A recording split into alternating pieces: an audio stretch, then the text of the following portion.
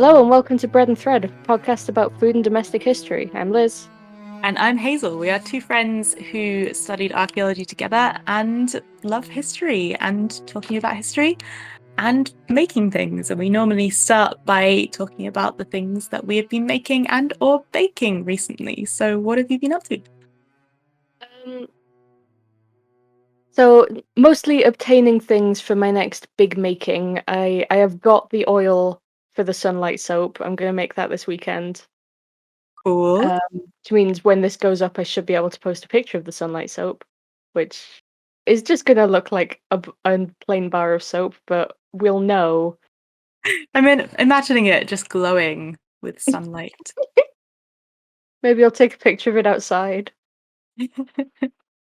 Um, But I have also, this is probably a thing that most people already know, and I'm just a fool. But I've discovered that condensed milk tastes almost exactly like white chocolate. So we made a white chocolate and raspberry ice cream without having to work with white chocolate, which is an evil substance that does not do what it's told. As By we by established in distilling, the sorry. sorry, As we established in the chocolate episode, it's not in fact chocolate. it is deceitful and also ill-mannered. Um, But it turns out if you want to make white chocolate ice cream, you can just use condensed milk instead, and it tastes like white chocolate. Okay, that's a revelation.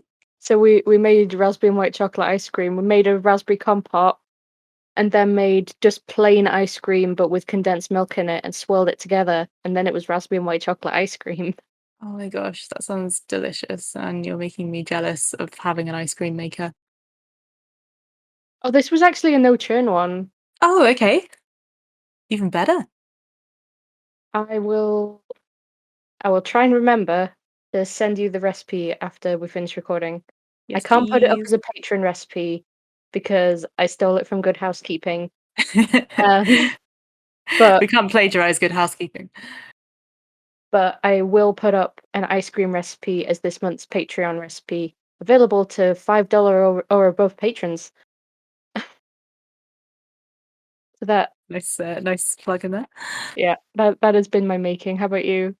So I have been venturing into embroidery, which is something I have done before, but just very simple things, really. Like I've done just some split stitch line art type stuff, and your average how to keep your kid busy by giving them a little embroidery instructions and making some flowers. Glad um that you clarified simple as in the technique rather than the project, because you did embroider a tree of life on my wedding dress oh, I did, yes.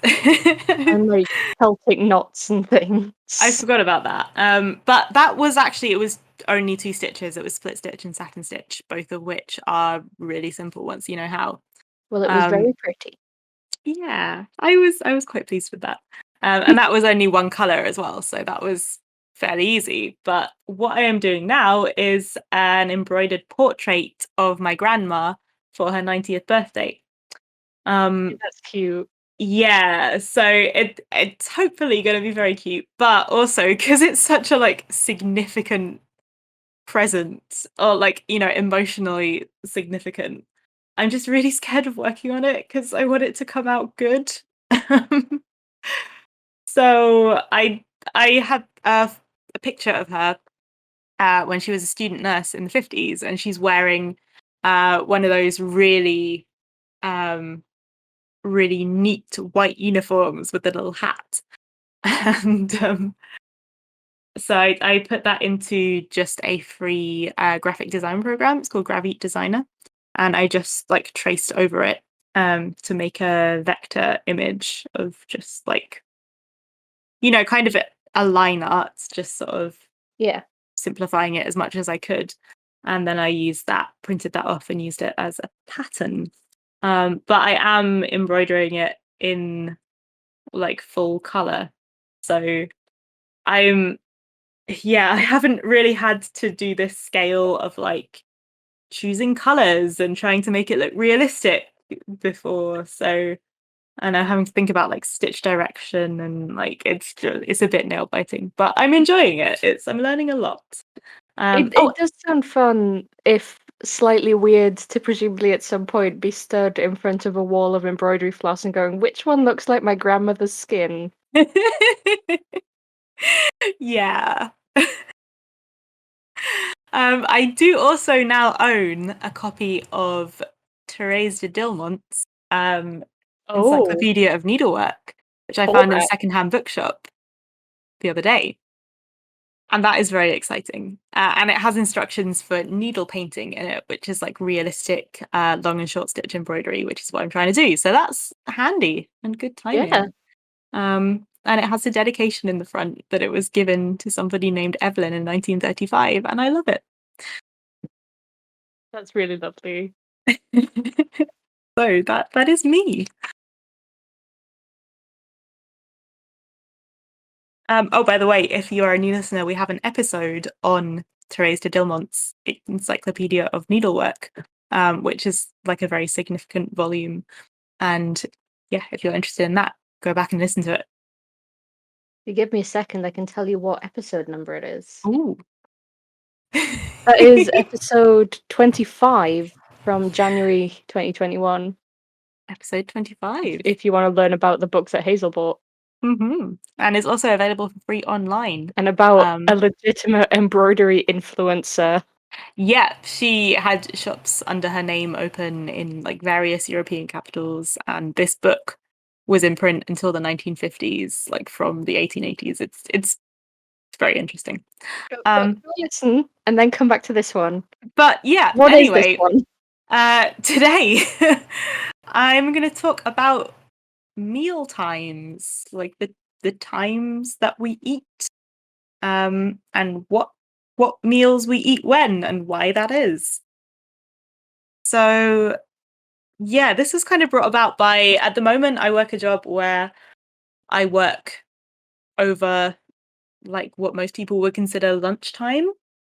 And so my eating pattern at the moment is a bit weird. Like I eat my lunch at about 11 a.m. and then I have a snack when I get back home later. But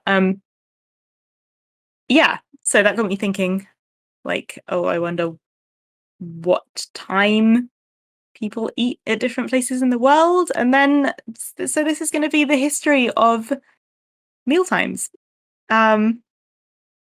So Yeah, oh, go the on. different places is going to be interesting because I vaguely remember I did a weird thing when I was doing my A-level Spanish where we went and worked in Spain for a week. Mm-hmm. Um, so everything was closed at the time that I normally have my tea. So we ended up eating at like 8 p.m. and it was awful. By tea, I Yeah, of course mean the evening meal, which has yeah. so many names. So that's kind of an infamous one that I don't know if you're covering that one, but absolutely. okay. We will once and for all settle the is your evening meal dinner or tea debate. It's not. I know it's not supper because supper is when you have a small meal later in the evening, Yeah, and I we agree will on fight that. you on this. No, I agree with you on that one. It's just like the dinner, tea, lunch thing. Yeah, supper is 11s, but late. It's dark 11s. It's evening second breakfast.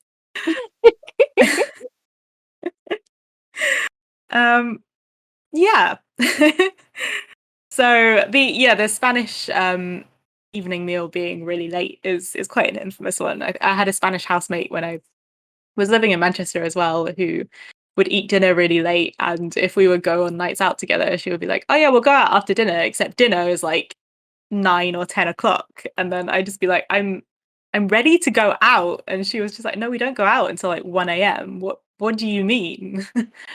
um, so Not yeah, do that was. that. I was very sleepy. I could not do that. Yeah, like I'm a very early person. I wake up at like 7 a.m. and I go to bed at 10. That's my day. Oh, Maybe 11 if I'm watching a long film.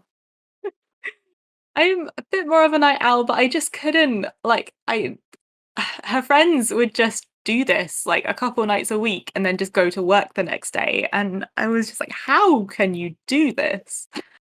Um yeah. But then So I guess they also have siestas, don't they? So you catch up on the sleep a little bit. yeah, apparently lunch is like a bit more of a thing and like you have longer for your lunchtime and anyway. Um Sorry, so I'm getting ahead of you. I'm gonna go kind of back in the day here. Apparently having a meal time, like everyone eating together, is a product of the agricultural revolution in the early Neolithic. So like with the rise of farming becoming a thing, people started having to arrange their day around like a regular routine of farming tasks, and you're living like in the same place. So you start having to arrange your eating around all of this. I guess that So makes sense because before that, I assume you just sort of eat when you have food. yeah, the general consensus is that like our hunter gatherer ancestors just ate like whenever they wanted to and whenever there was food. And this is like supported by a lot of anthropological evidence of hunter-gatherer peoples around the world, and indigenous peoples who still do that. And yeah, it works.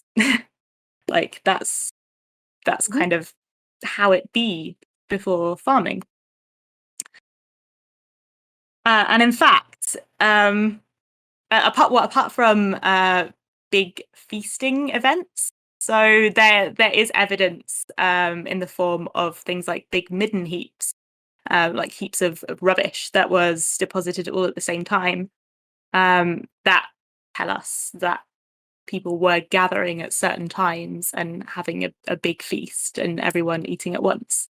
So that kind of ties in with the whole like when you have food. So like if there's a particular abundance of a certain food, you might as well like have a feast and make use of it. And so in fact, the an interesting offshoot of that is that the Paleolithic diet, or the paleo diet, actually isn't. Oh, Um, yeah, like the idea that prehistoric peoples were eating just like low carb, high protein, like basically just meat is not a thing. Um, that's not real. In they're fact, hunter gatherers, not um just hunters. yeah, it's just that the evidence for the things they were eating that is not meat is less easy to find, and you kind of have to involve zoo archaeology to find it. But that's your thing. Um, yeah, so we should do an episode on like the real paleo diet. Oh, that would be fun. I wonder if we could get Yeah. an archaeologist on for that. Yeah, that would be cool. Okay, so we have people actually having meals together. Um, and for a lot of history, it was the custom to have your main meal in the middle of the day, um, or at least closer to about noon. So if you're a rural labourer, if you're working in the fields, um, and this is before artificial light as well. So you're going to be rising with the dawn.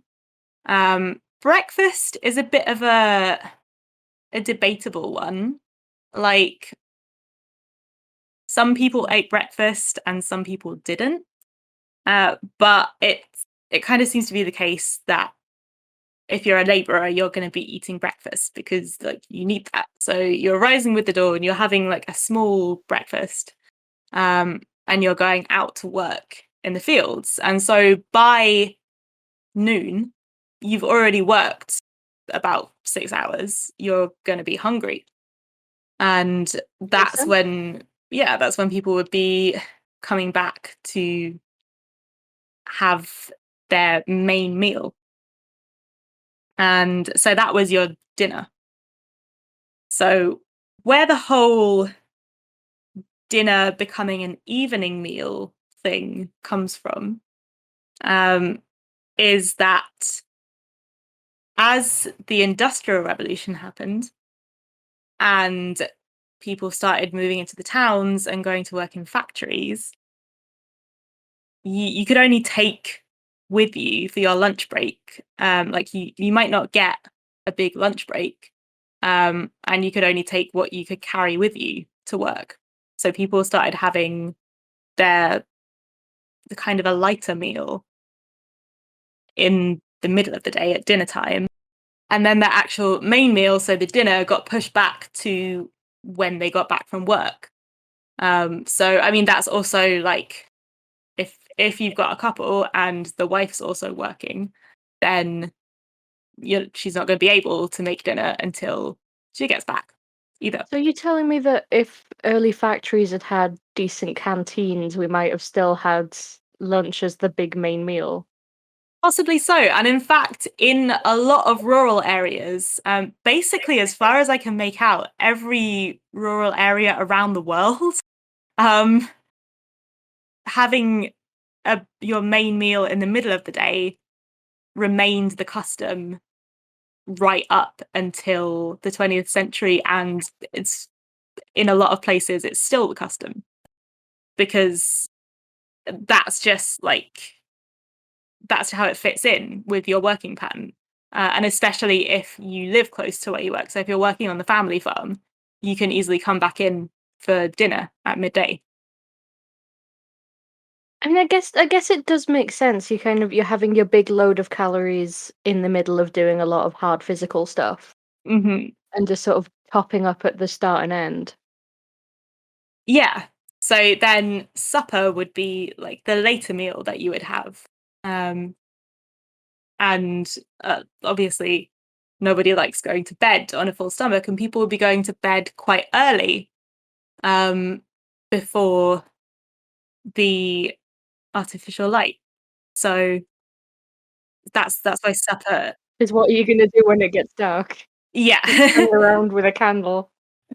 Yeah. And people obviously are going to be getting up early as well. So especially for most of the year, um, people are going to bed really early. So you want to get your meal in before it gets dark. Mm. Now the exception to this is if you are super rich and then you can Obviously, basically do what you want. Yeah. you don't need a big calorie injection at a certain point. Yeah. So this is where we get luncheon. Oh. Yeah. Now, I was talking to my parents earlier and they kind of backed me up on this that luncheon was kind of a posh thing for a lot of history. Um I mean, if you're gonna so call it luncheon. well yeah, definitely that. Although to be honest, the word mostly reminds me of spam because spam is luncheon meat. Oh, that's true. I think that is the main place that I see it nowadays. It's Yeah, just so spam. apparently, So all the rich people sat around their big houses eating spam. so if you were a labourer, you'd be getting up at the crack of dawn, heading out to your fields or your work. If you were a rich person, you did not have to do that. So you would not be getting up as early. And so your dinner gets pushed back a bit. Hmm. And then also your breakfast. So that meant that um, originally, kind of in the 18th century, you still had this kind of there would be one big meal and it would be earlier on. And so, people might be the fancy people might be getting up about 9 or 10 a.m. or even later and doing their stuff, breaking their fast, and then having their dinner kind of early afternoon. But as time went on, people started having their main meal later and later. And the people who actually did have to get up fairly early, which was mainly the ladies who still had to do stuff like organizing the children and the household. And they kind of started going, hey, we're kind of hungry. Like, it's Understandable. kind of a long time from breakfast until dinner.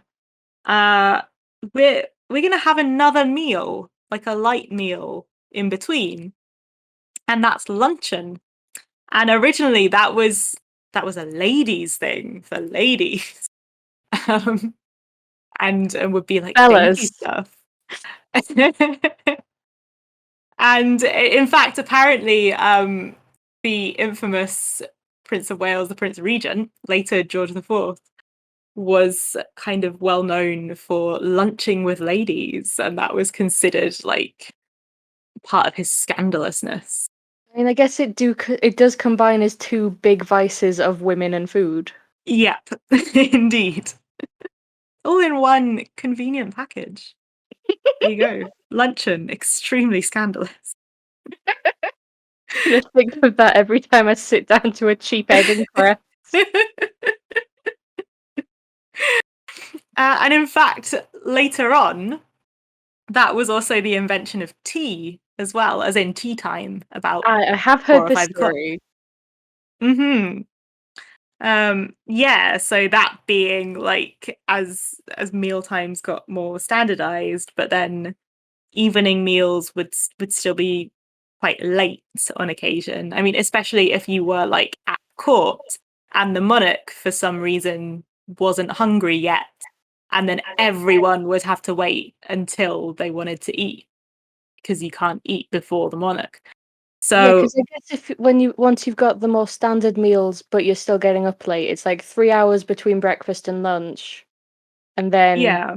anywhere from like 6 to 9 hours before you get to eat again. Yeah, so I mean, especially if you're like a sort of upper middle, upper class person and you're going out to dinner in other people's houses a lot, um, that's generally served fairly late. So again, the ladies are getting hungry. And then tea Like how time. it's just the ladies, the men are just like, no, it's manly to suffer. Well, I think also like it was more acceptable for a man to go out and buy snacks. Oh, that's Um, true. Just go to the club. Yeah, exactly. Just like drop into the club for a one of those newfangled sandwiches. I've heard of these. We definitely haven't been eating those for the entirety of the time we've had bread. Of course.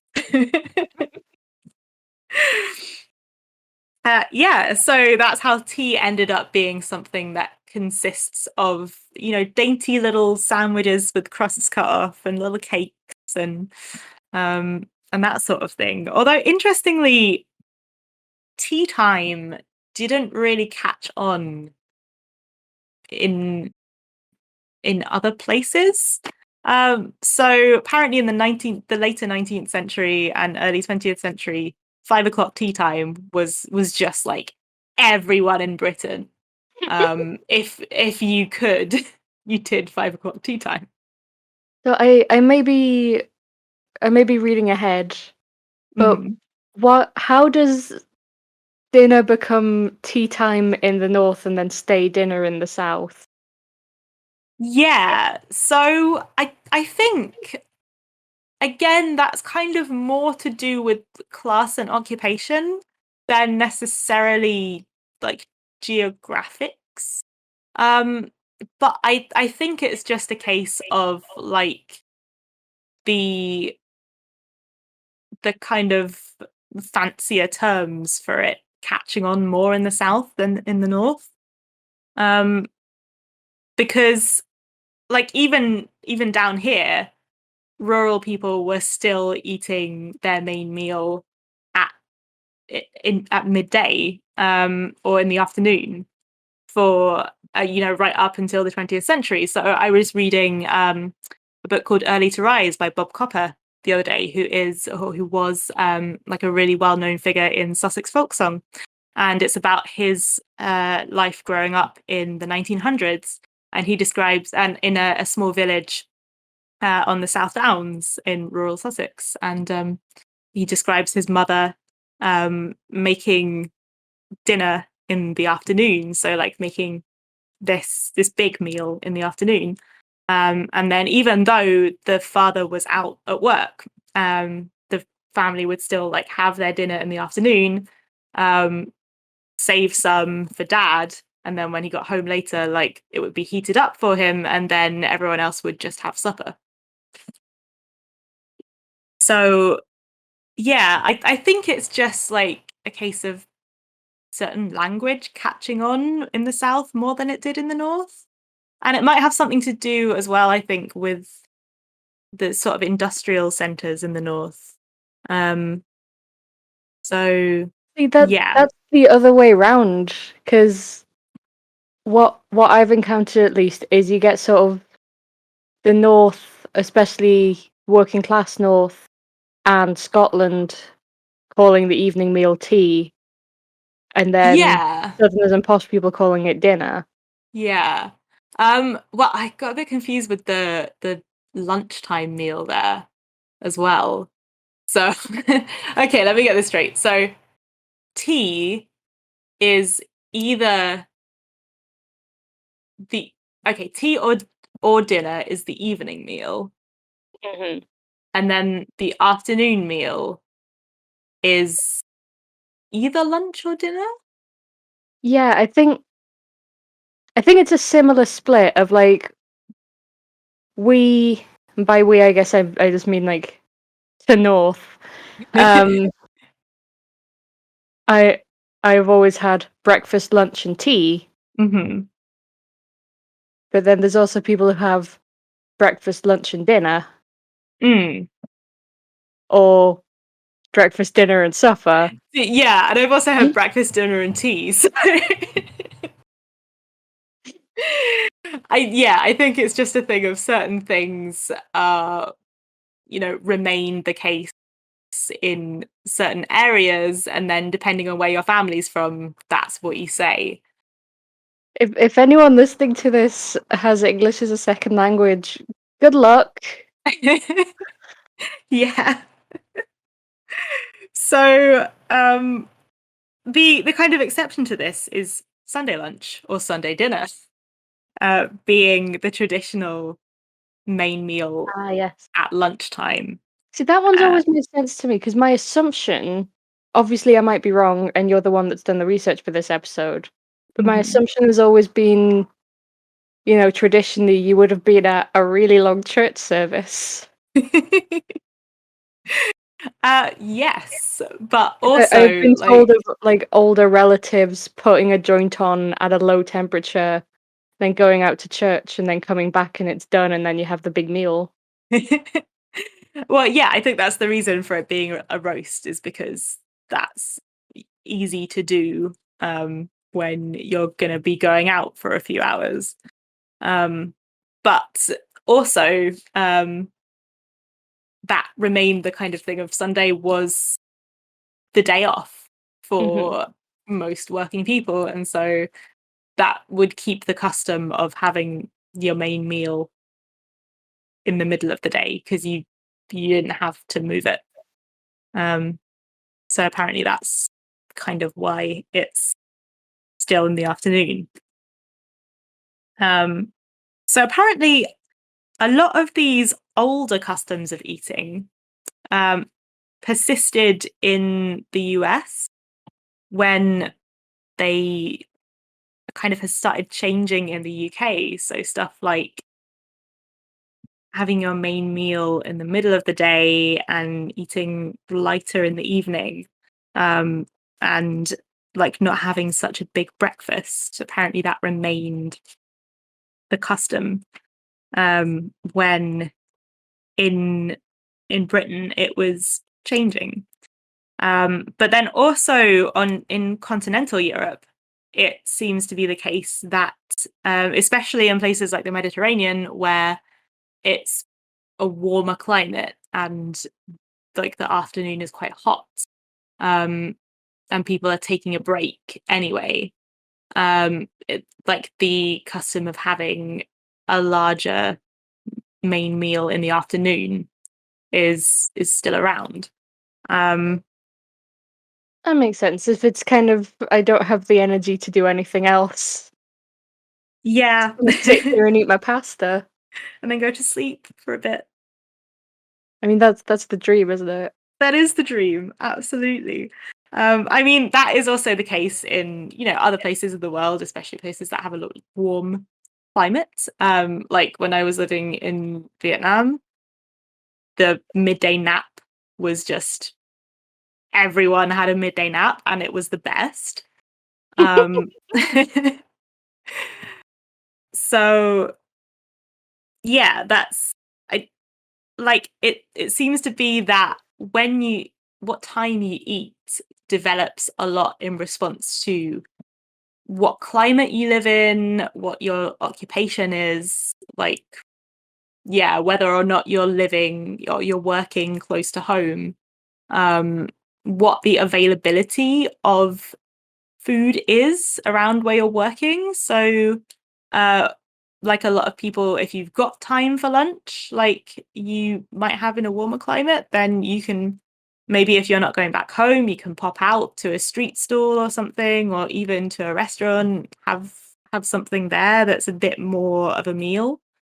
See, Um, you're just reminding me of a former coworker who was French, was appalled at the idea of having lunch at your desk and would go out to, like, at the very least, a Starbucks, if not somewhere nicer, every lunchtime, even though she only had like half an hour. She was like, no, I'm going to go and have a proper lunch. it's a Except, in break, a damn French it. accent. Yeah, so it's a thing with schools as well. So a lot of we're used to schools in the UK finishing at about 3 o'clock in the afternoon. But in a lot of places in continental Europe, they start pretty early and then finish about like 1 o'clock or 1:30. So the kids don't have a lunch break. They have like a snack break and then just go home for lunch. So that kind of implies that whoever's taking care of them also has time to like pick them up and then have lunch at home and then maybe go back. Mm, But yeah. Apparently French kids until recently didn't have school on Wednesdays. that's interesting. Oh, I don't know if that's just like primary or something, but anyway. Um Fun facts. So, another thing that can have an effect on what time you eat, as well as the time of year, and whatever religious festival might be happening at that time. So, for example, in Islamic cultures, the festival of Ramadan, um, like sets out when you eat. So, of course, you're fasting during the daytime, the daylight hours. So everyone eats before the sun comes up and then after the sun goes down. And likewise, in Europe, the Catholic Church governed a lot of what people ate. And this leads me to Collop Monday, which is the Excuse day me? before Shrove Tuesday, or as we know it in the UK, Pancake Day. Collop Monday. How are you spelling that? Collop. Okay. Um, and I believe a collop is like awful. I mean, I always have time for awful. Hmm. So this is taking us back to breakfast and the origins of the full English breakfast. Um, so apparently, which would have been the midday meal back in the Middle Ages. So it sort of becomes breakfast at the point when larger breakfasts are starting to become a thing. So yeah, Collop Monday was the day before Shrove Tuesday or Pancake Day. So during Lent, for 40 days, you're fasting from meat. And so Collop Monday was the day when you would be using up all your meat before the period of Lent. And for a lot of people, this meant pork because a lot of people would be keeping pigs. And so that's apparently how the full English breakfast of like sausages and bacon started. Because bacon and eggs were actually quite a common food, even for the lower classes. Like a lot of people kept pigs and chickens. So bacon and eggs was something that you might not have all year round, but like certainly in season, you would have it. So yeah, that's kind of a brief history of what people are eating at what time. It's kind of been shaken up today due to, well, for one thing, us having artificial light, but then also modern working patterns.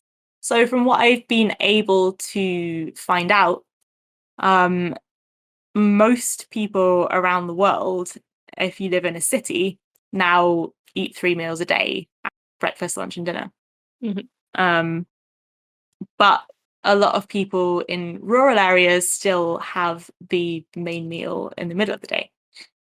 And that seems to be the same pretty much around the world, although in some places, like they're still a lot more serious about lunch, like apparently in Mexico and South America, like lunch is a big deal and can have several courses, which sounds great. That does sound great. Yeah. And then you have just more of a supper in the evening. So like an evening meal isn't really a thing. But it seems to be in a lot of places that the main meal is eaten just whenever people get back from work. So that varies anywhere from like 4 till 7 around the world. Yeah. So that is the meals. Cool. That I did not know it was so complex. Apparently, it turns out that when you eat your main meal is actually a product of like a lot of different social and political factors. I believe industrialization robbed us of the several hour long lunch break. It's the damn agricultural revolution. I'm telling you, everything went wrong when we started farming. Just what happened to eating whenever you're hungry? That's a hot take. That is a hot take. In fact, that is Farming a hot. destroyed intuitive eating is now the take. That is a hot take, which apparently is being taken up by some like nutritional recommendations now, which I don't know much about because I did read a little bit about it, but it was like the article was basically on a website that was like there were absolutely no sources, and the gist of what they were saying just seemed to be like, well, our ancestors didn't eat 3 meals a day, so why should you? And I was kind of like, you haven't really given any reasons for why this is better, so I Yeah, like it's one of those things where it's like I can see where you're coming from, but I need you to come a little bit further. yeah, like this seemed to work for our ancestors, and it seems to work for a lot of cultures today still. But like I want to know why it's better. Mm. Hello, I'm Mod Pencil from Probably Bad RPG Ideas. If you'd like to hear discussions of ideas such as what if in my urban fantasy game magic turns out to not be real? And what is the best rules for an open? Then listen to the Probably Bad podcast, which is available on everywhere podcasts are and also YouTube. Or check out our Tumblr and Twitter. So that is it. What do we have for the local larder today? I am going to talk about the national dish of Thailand and how it became the national dish of Thailand. Okay, this Um, is have, exciting. have, have you had pad Thai?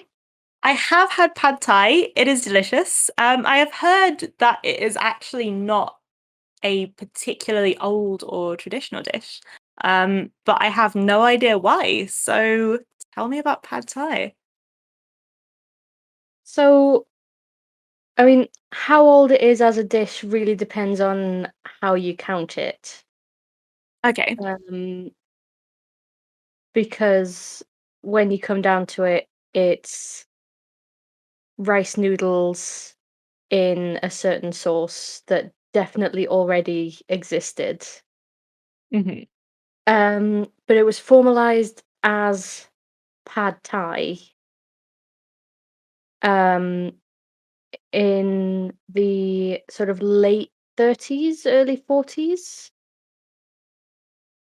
which was a time Okay. when Thailand was going through a big period of sort of nationalism and building a concept of national identity because it was a very sort of blended culture.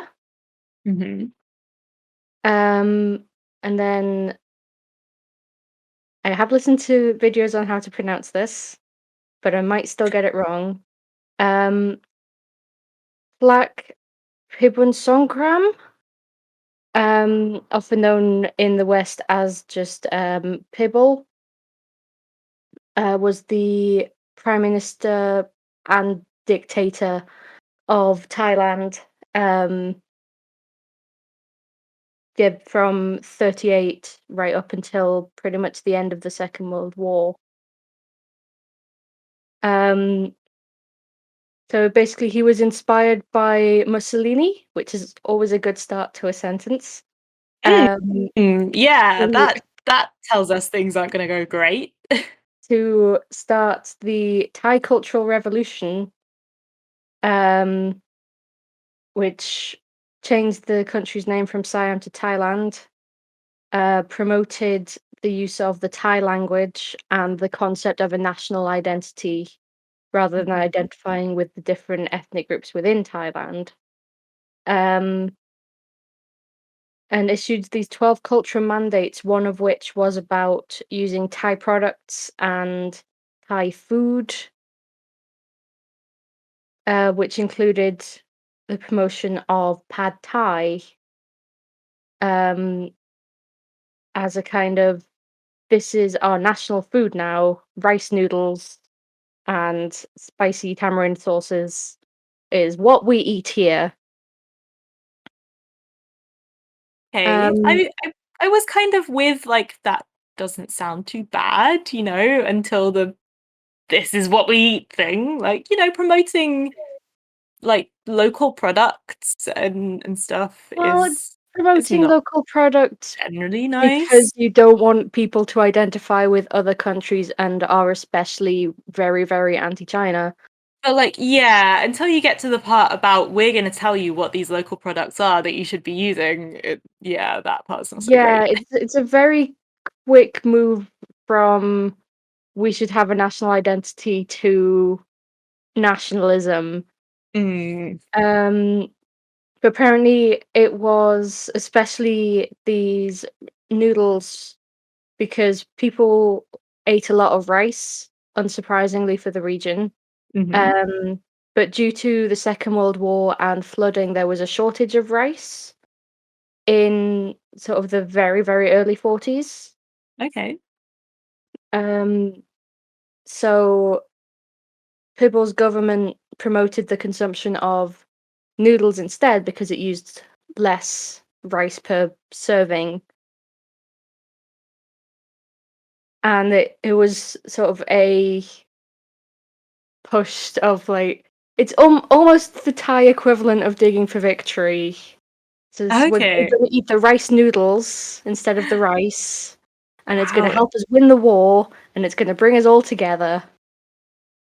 Oh, did it? Um, he was ousted, but then he came back. So Okay. unclear. Hmm. But I mean, when he came back, he did face several very large coup attempts and was overthrown and exiled. So overall, I Okay. don't think it worked for him. But I mean, Thai is now a coherent cultural identity, which it sounds like it was less before. But Mm-hmm. how much of that is him and how much is just general geopolitics? I do not know about Asian politics to comment, but it doesn't sound like pad thai was a big factor.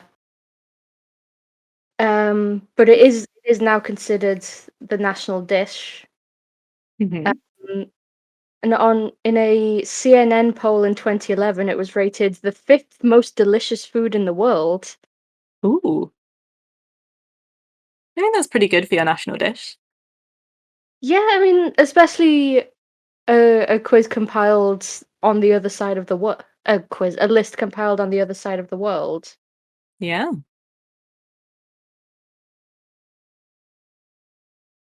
Well, would you like to know the top 5 most delicious foods? I would. While I've got the list open. Yeah. Um, Interestingly, they're all Asian. That Uh, doesn't surprise me. so I mean, it doesn't surprise me in that Asian food is delicious. It surprises me in that it was a Exactly. CNN poll. Okay. So yeah, 5 is pad thai. 4 is tom yam goong, which is another Thai That's dish. yeah, also Thai, right? 3 is sushi, which I don't know. That feels like a pretty vague Yeah, like I don't it depends what sushi we're stuffed with talking rice about in a here. Japanese way. Um, 2 is nasi goreng, which That's is like an delicious. Is an Indonesian okay. chicken and egg and prawn rice. Yeah, I've never had it, but it always sounded good. It is gorgeous. And number one, I do agree Mm. with this being one of the most delicious foods. Actually, is rendang, which is That's an also Indonesian stew with coconut milk and oh, oh, it's making me hungry. This list oh, is making me hungry. man, coconut milk based stews are like one of the absolute best foods. Mm. Mm. I'm super hungry now. I have a goal to make everything on this list. I can't So yeah, imagine there fish and is chips would score very highly on that list. Like, possibly not. it's Although I delicious, but haven't in read a through the whole different list. way. Like I haven't read through the whole list, so you Okay. never know. I feel like fish and chips is like it's not the flavors that are the delicious part. Like it's the crunch and the crispiness of the chip and like it's just it's cold and I'm eating a crunchy hot potato. I mean, who doesn't like a crunchy hot potato? Indeed. So yeah, that is pad thai, a surprisingly nationalist dish. Yeah, I didn't expect that. I thought it would be the case where it was like this is more of a fusion food and like people in the West have just decided that this is the dish that represents Thailand, sort of like chicken tikka masala. Um, but yeah, I didn't realize that it was actually like an internal effort to make it the national dish.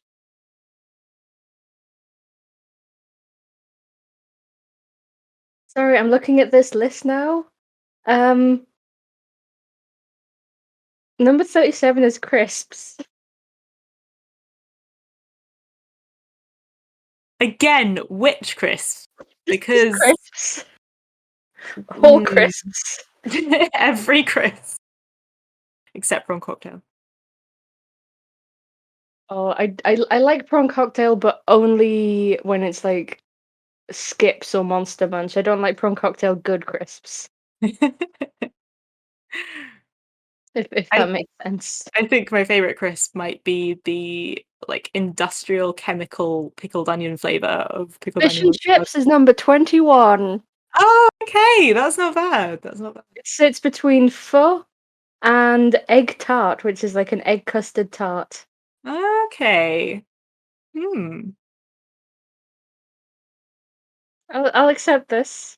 I'm having a weird image of like fish and chips next to pho. Like one of those is, I mean, they're both delicious, but one of those is very greasy and heavy, and the other one is like delicious, fragrant freshness. Maybe you have the pho as like a starter? That's not a meal combination that I had considered. No, I realized as I said it, that's not good. No. So, if you want to suggest an episode or a local order, you can email us at breadandthreadpodcast@gmail.com. Sorry, I was yawning. You can also find us on Twitter at Bread and Thread, and on YouTube as well under the same name. And on Tumblr, we are a triple threat. We have all the socials except for TikTok. Never TikTok. No. We also have a Patreon if you want access, like I said, to recipes, to a Discord server where we chat about things that we've made and cooked and talk about the episodes. Or at $10 or above if you want your own bonus episode on anything you want. That is patreon.com/breadandthread. I think that's everything. Yeah. Everything. We have a lot of things now, but that is We everything. do. So thank you for listening, and we will see you next time.